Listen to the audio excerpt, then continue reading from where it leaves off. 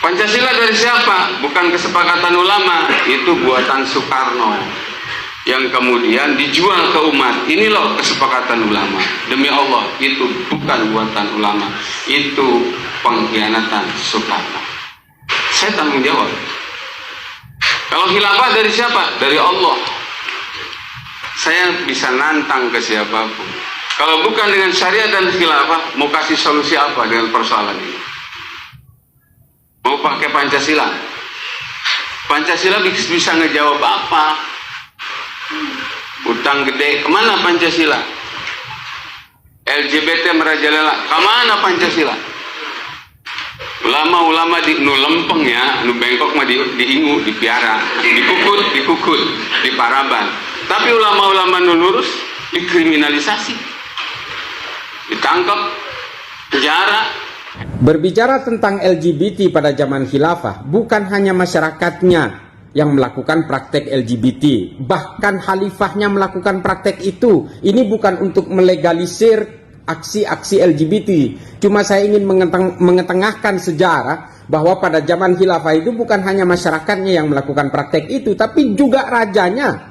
Ada Wasid bin Mu'tasim Billah, ada Amir bin Harun al-Rashid, Walid bin Yazid. Itu raja semua yang melakukan praktek LGBT. Bahkan ada salah satu penyair Islam yang bernama Abu Nuwas, yang kita kenal dengan Abu Nawas, itu juga melakukan praktek LGBT, jangan salah. Artinya begini loh, jangan kemudian kejahatan-kejahatan manusia itu dihubungkan dengan sistem politik yang berlaku pada saat itu, termasuk juga hari ini dengan menyalahkan Pancasila. Bapak ini juga sumpah-sumpah atas nama Tuhan seolah-olah dia hidup pada zaman Soekarno. Ini secara usul fikih juga sudah ada salah di situ. Dia bukan saksi sejarah, dia tidak hidup pada zaman itu, lalu dia melakukan sumpah wallahi atas nama Allah bahwa Soekarno melakukan itu. Dari mana? Dia juga mendengar dari orang lain, dia juga menyimpulkan sendiri, lalu sumpah-sumpah seolah-olah dia menyaksikan sendiri bahwa Soekarno ini yang menciptakan Pancasila dengan membohongi ulama. Ini hal-hal seperti ini harus kita jauhi. Jangan kemudian agama ini selalu dijadikan kuda tunggangan untuk kepentingan-kepentingan politik.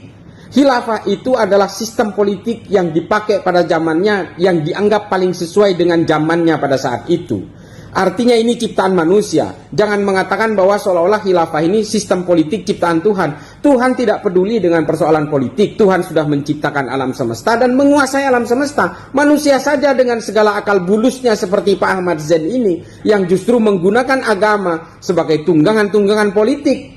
Ini kan ambisi-ambisi manusia saja yang mengatasnamakan agama, mengatasnamakan nama Tuhan dan membajak kesalahan-kesalahan dengan narasi agama untuk kepentingan-kepentingan politiknya. Kejahatan-kejahatan pada zaman khilafah itu juga terjadi. Pembunuhan ulama, 300 ulama dari Toledo dilakukan oleh khalifah dari Cordoba. Dibakar di pinggiran sungai Guadalquivir, disalib, dibantai.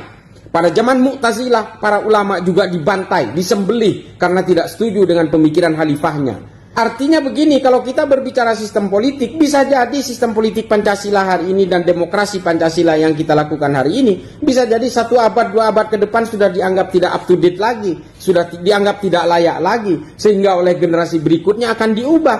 Sama seperti khilafah, dianggap tidak applicable lagi untuk dipakai hari ini, sehingga diubah menjadi sistem demokrasi. Dan pada saat itu untuk diketahui sistem khilafah ini hanya di Arab saja namanya khilafah. Sebenarnya sistem seperti ini juga dipakai oleh bangsa Romawi.